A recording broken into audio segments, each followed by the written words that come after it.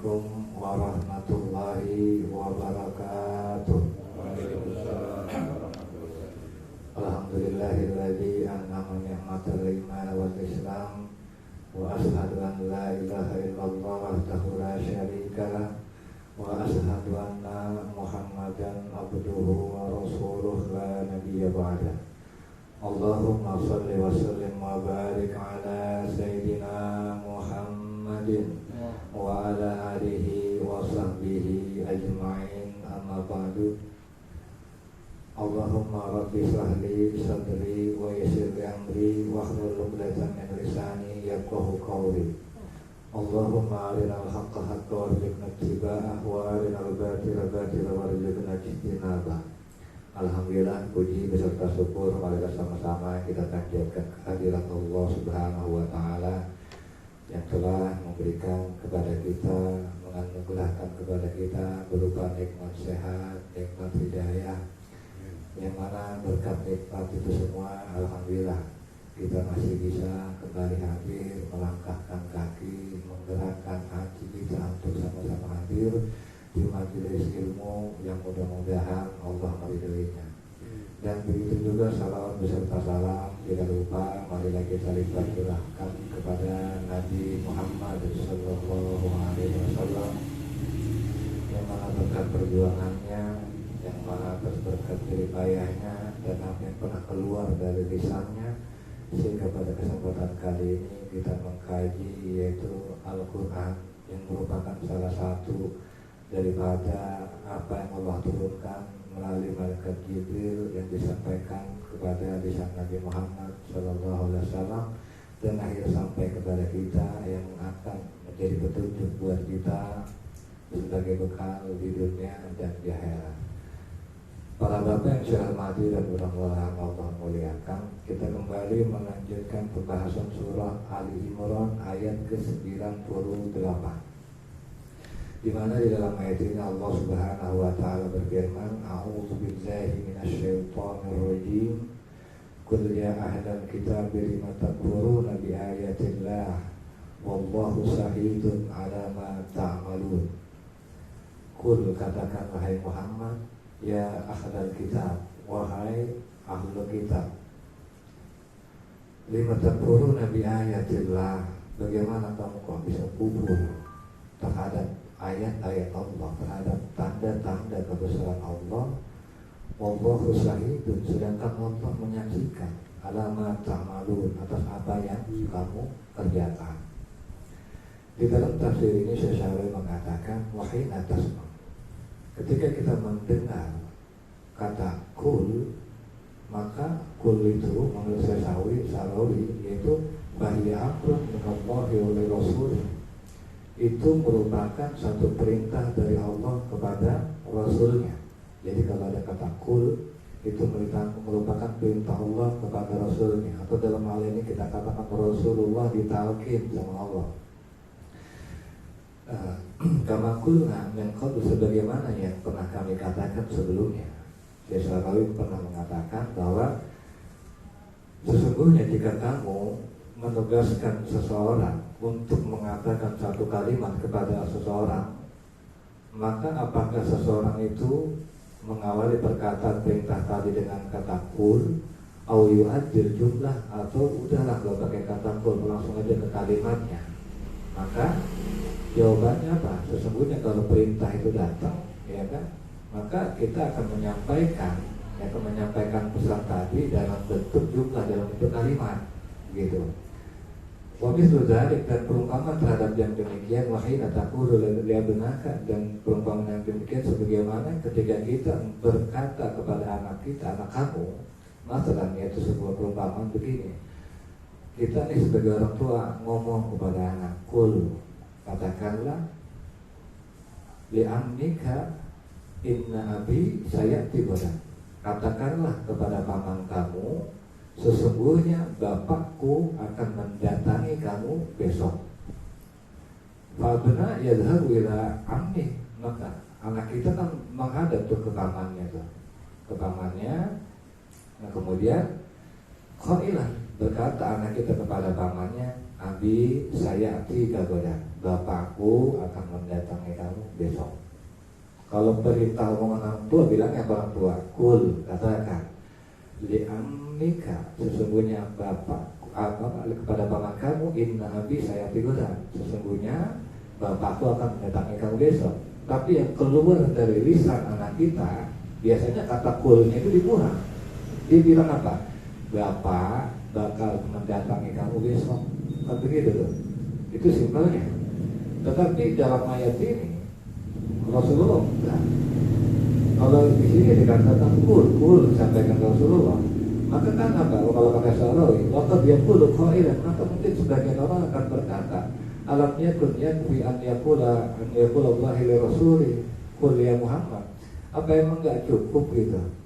Nabi Muhammad itu udah langsung aja bilang, nggak usah bilang kul ya Muhammad, katakanlah Muhammad. Cukupnya disampaikan ya ahlal kitab lima takfurun. Wahai ahli kitab, kenapa kamu berbuat kufur? Kan gitu. Nggak usah kenapa harus pakai kul. Begitu kan. Jadi pertanyaan, mungkin kita bertanya kenapa harus pakai kul.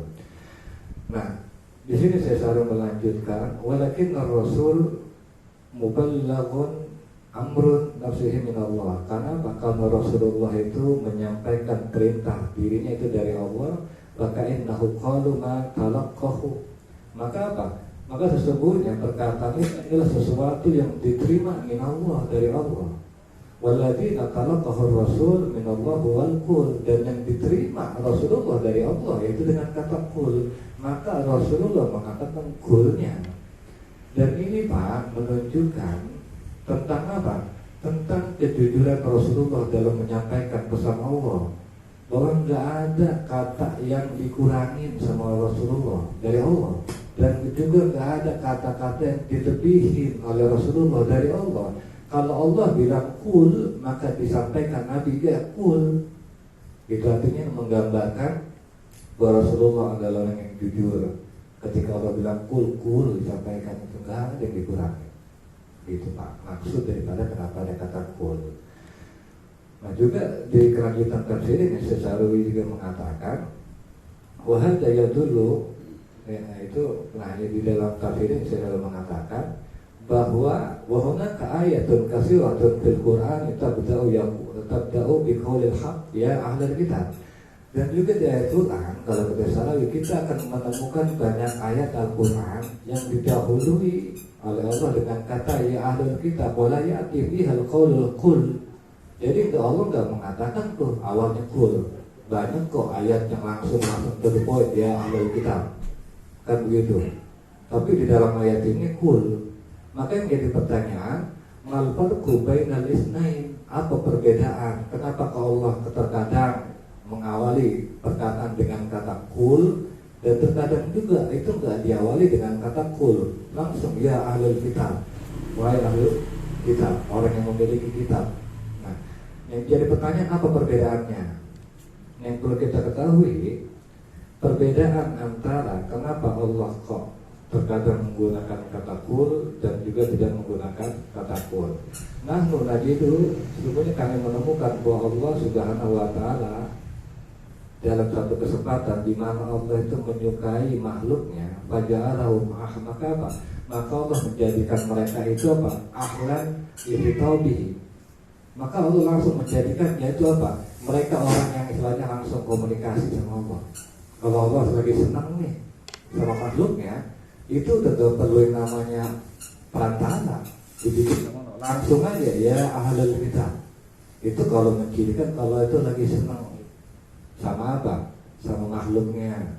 Maka Allah udah gak perlu ada istilahnya perantara lagi.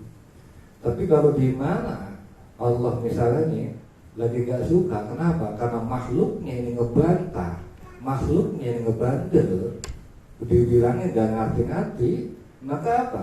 Allah gunakan kata kul ya ahlul kitab, katakanlah hai Muhammad kepada ahli kitab, kenapa mereka berbuat kufur terhadap ayat-ayat Allah? Kan begitu. Artinya apa? Ibarat kata Allah udah malas ngomong sama dia, cuma lu bilangin ya sama dia ya, gitu kitanya. Itu menggambarkan apa? Karena apa? Karena yang sedang Allah ajak bicara ini orangnya apa? Melakukan penentangan melakukan pembangkangan, sehingga ibaratnya Allah udah marah sudah. Tolong sampaikan Muhammad, katakan Muhammad kepada ahli kitab, begitu Pak kira-kira maksudnya. Ya seperti kita lah kalau misalnya kan sama anak, kadang-kadang kita namanya anak ada seneng, kadang-kadang kita ada kesalahnya.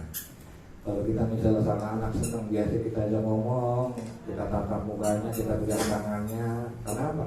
Karena kita senang, lagi senang sama anak kita. Tapi di mana-mana kita lagi gedek, kesel, ya kan, sama anak kita, biasanya kita ngomong dah. Misalnya istri kita, Bu, tolong bilangin sama dia. Gue udah malas bilangin, lu bilangin begini, gue gak mau tahu, lu bilangin dia. Kan biasa begitu kan. Nah begitu juga Allah ketika termasuk kan disampaikan melalui perantara lidah Nabi Muhammad SAW. Tapi betapapun Pak dari ayat ini, betapapun kita melihat tentang gambaran, ya kan, gambaran tentang istilahnya apa yang Allah anggap tentang apa makhluknya, tetap semuanya itu apa berangkat dari kasih sayang Allah. Jadi betapapun makhluknya udah membangkang, betapapun makhluknya udah menolak daripada perintah Allah, tetap Pak Allah masih sayang sama makhluknya. Walaupun mungkin gak secara langsung, tapi apa? Allah tetap pesenin kepada kekasihnya, kul mukatakanlah Muhammad.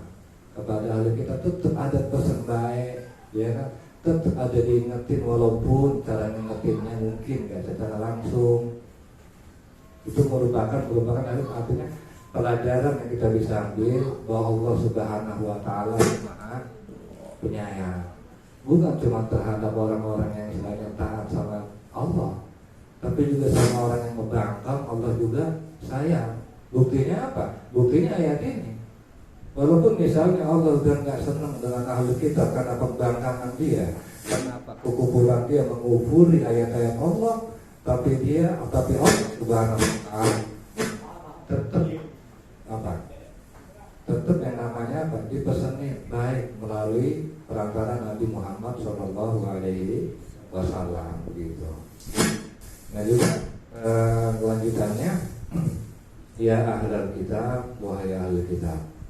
Nah di sini Syekh Sarawi mengatakan, walam yakul ahlul lana ya ahlul Quran.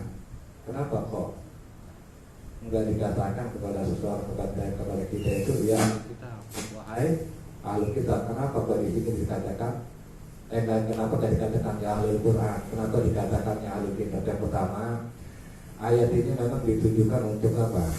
Diturunkan karena untuk orang-orang Yahudi Makkah dan juga Nasrani Najran, yang dimana mereka memegang, yang dimana diturunkan kepada mereka kitab.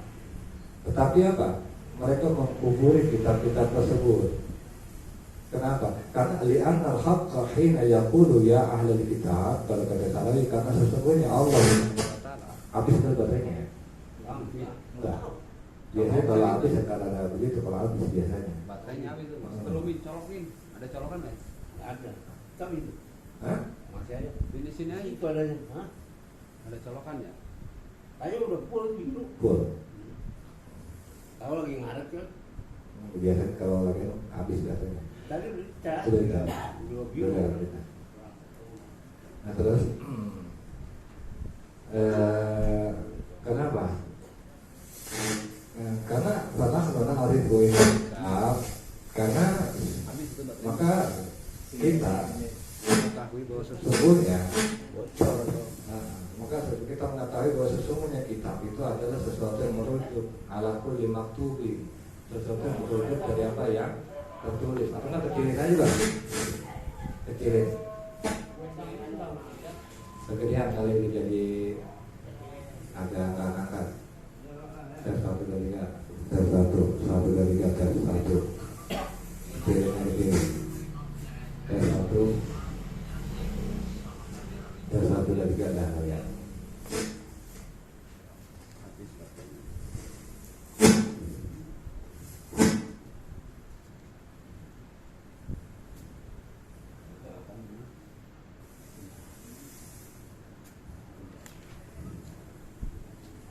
colokin aja sini nih. Colokin sini. Udah dulu. Udah. Bagus.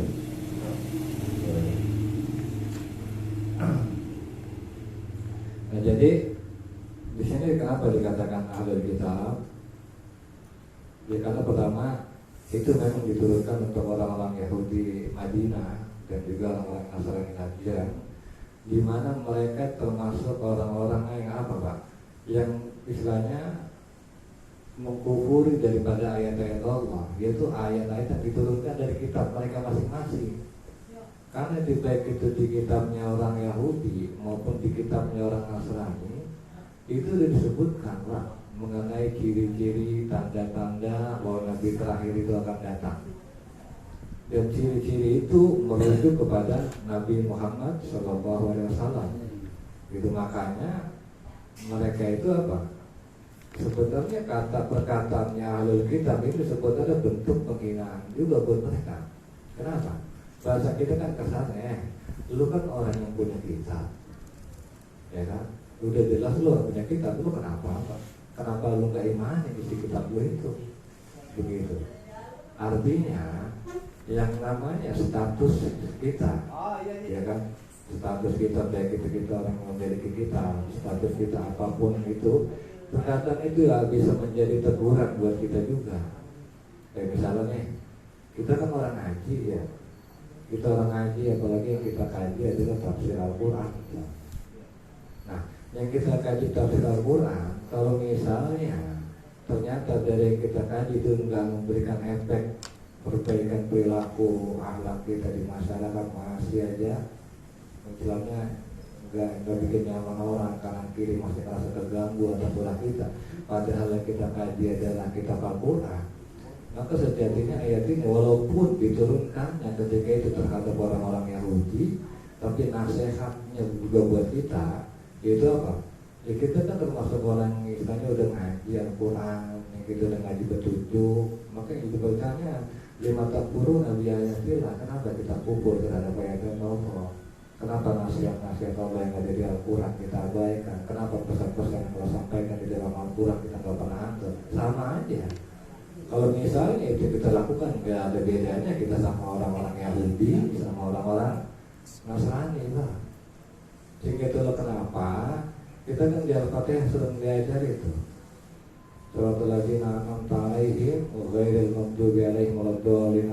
Kan kita berlindung tuh jadi orang yang tersesat, jadi orang yang dibenci. Orang yang tersesat itu Nasrani, yang dibenci itu ya Yahudi.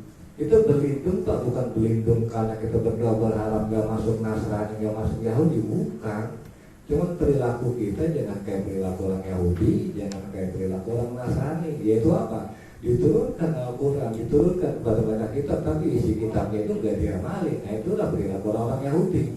Kalau misalnya kita melakukan hal yang serupa dengan orang-orang Yahudi, ngaji doang gak diamalin, ngaji doang tapi gak ada manfaat dari hasil kajian, ya kan? Makanya gak jauh bedanya kita kayak orang Yahudi, kayak orang Nasrani, begitu Pak. Dan juga di sini dikatakan lima takfurun bi ayatillah, dan kenapa itu kamu kufur terhadap ayat Allah. Nah jadi Pak, yang perlu kita ketahui bahwa sesungguhnya mereka dikatakan kufur terhadap ayat Allah itu karena apa? Karena orang-orang Yahudi sebelum Nabi Muhammad datang itu kan sering berdoa dia sama Tuhan, sering berdoa ketika dia berperang bahwa apa? Dengan kemuliaan Nabi Muhammad, maka ya Allah Bapak menangkan saya dalam peperangan ini. Dia sering tawasul dengan Nabi. Tapi apa? Ketika Nabi terakhir itu datang, ternyata apa? Ternyata gak diimani. Kan itu apa? Sering didengungkan oleh mereka di kalangan orang-orang Madinah. Dan orang-orang Madinah, Arab Madinah itu sampai tahu bahwa orang Yahudi di Madinah itu lagi menunggu Nabi terakhir. Tapi ketika Nabi terakhir itu apa? Datang, ternyata apa? Ternyata nggak diimani. Tapi yang justru yang sangat bisa mengimani orang-orang Arabnya itu sendiri, orang Madinah. Maka itulah kenapa orang Arab Madinah lebih bisa menerima Rasulullah. Kenapa? Karena dia sudah tahu tentang sejarah Nabi, tentang bahwa akan ada Nabi terakhir itu dari orang Yahudi. Justru yang menerima Nabi orang Arab, orang Yahudi yang mendengungkan Nabi terakhir itu Nabi Muhammad, nggak terima. Gitu. Dan juga yang jadi pertanyaan, limadza kafarubi, Nah, kenapa orang-orang Yahudi itu Pak kufur terhadap apa? Terhadap ayat-ayat Allah. Li'annahu zahzaha anhum sultatul zamaniyah. Karena apa?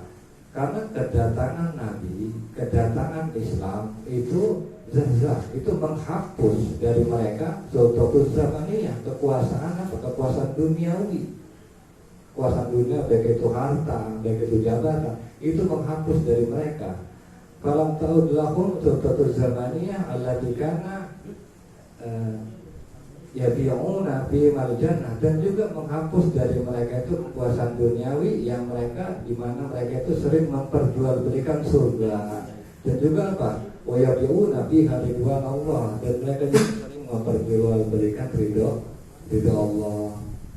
Ya, misalnya kita tahu kalau dalam agama Kristen ada istilahnya, misalnya dia punya dosa, tinggal bayar sama pendeta, dosa hilang, kan gitu. Nah, itu kerjaan orang-orang Yahudi, Nasrani dulu ketika itu seperti itu, memperjualbelikan ridho Allah, memperjualbelikan istilahnya agama Allah, gitu. Nah, ketika Nabi datang, ketika Islam datang, otomatis kan garapan pekerjaan mereka itu terganggu.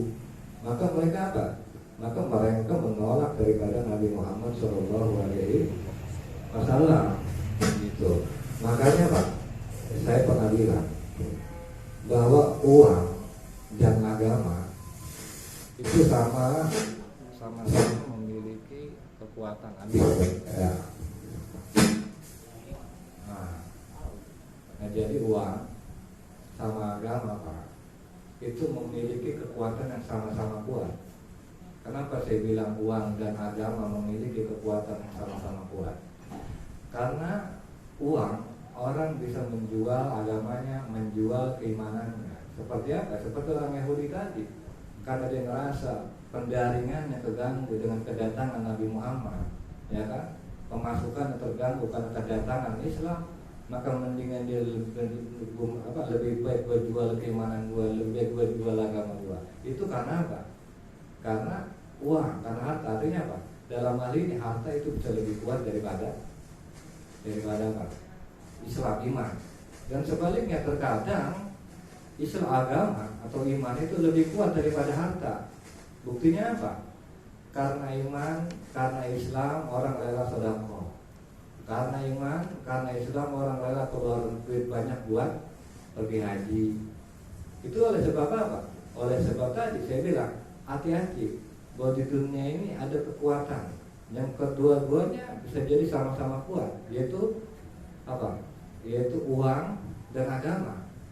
Dan juga perlu hati-hati, sekali lagi saya katakan bahwa di zaman sekarang, di zaman sebuah perpolitikan yang ada di Indonesia, hati-hati. Terkadang politikus kere, politikus yang nggak punya duit, ya kan, dia memainkan namanya agama, itu perlu hati-hati. Ya kan, sampai istilahnya mengkafirkan orang yang beda pilihan, memurtadkan misal orang beda pilihan. Ini udah jelas satu yang sangat fatal. Dan itu adalah ulah para politikus yang punya duit, maka dipakai senjata yang sama-sama kuat dengan uang, itu dengan agama tadi. Makanya kita perlu hati-hati. Sekali lagi Pak ya, saya nggak katakan siapa-siapa, yang jelas kita perlu jeli permasalahan ini. Yang jelas rumusnya seperti itu, gitu. Yang perlu kita hati-hati. Karena apa? Karena siapapun yang kita bela mati-matian, misalnya yang atas nama Allah, tetap aja ujung-ujungnya kecewa, ternyata dia nggak sesuai harapan.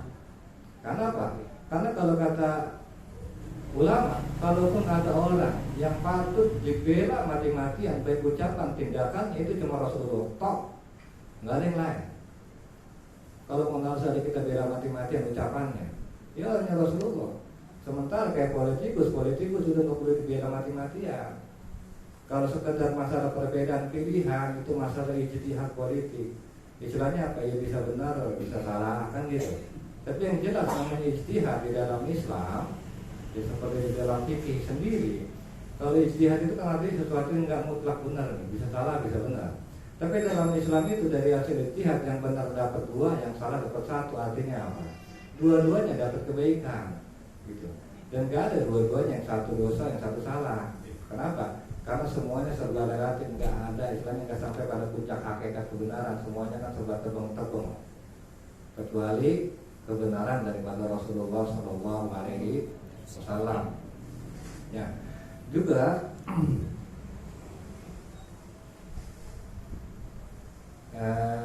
selanjutnya kuliah ada kitab lima tasuddun an sabilillahi man amana tabghunaha iwaja wa antum syuhada wa Allahu bighafilin amma ta'malun. Dan juga katakanlah ya Muhammad, ya ahlul kitab, kenapa kamu lima tasudduna, kenapa kamu menghalangi orang itu an sabilillah man amana, yaitu orang yang beriman, tabghunaha, dan kamu menginginkan iwazan bengkok wa antum syuhada, dan kamu menyaksikan Allahu bighafilin amma ta'malun, dan Allah Subhanahu wa taala tidak lalai amma ta'malun atas perkara yang kamu lakukan. Nah, jadi Pak, di sini Syekh Sa'rawi mengatakan bahwa ini merupakan satu keanehan, satu keajaiban. Yaitu di mana Pak? Di mana orang-orang kafir itu ternyata Pak, bukan cuma dia berani nanggung dia punya dosa, tapi dia juga berani menanggung dosa orang lain. Yaitu dengan apa? Dia halang-halangin tuh orang itu untuk apa? Untuk apa? Beriman kepada Allah. Dan adapun yang dimaksud tasuddun an sabilillah, menghalangi orang dari jalan Allah Pak, itu enggak berarti ngalangin orang sholat. Enggak, kalau itu Pak, musola enggak menghalangin orang untuk beribadah kepada Allah, enggak. Tapi justru menghalangi, melalaikan, menjauhkan kita dari jalan Allah Subhanahu wa taala. Dan itu yang dilakukan orang-orang kafir ketika itu. Dan kalau zaman sekarang Pak, kalau kita mau jujur, mau jeli, ya Pak ya, itu zaman sekarang ini pun terjadi dan mereka tetap melakukan itu. Salah satu yang kita teliti, seperti yang bapak-bapak ketahui, zaman sekarang kan main internet, paling nggak jauh YouTube, TikTok.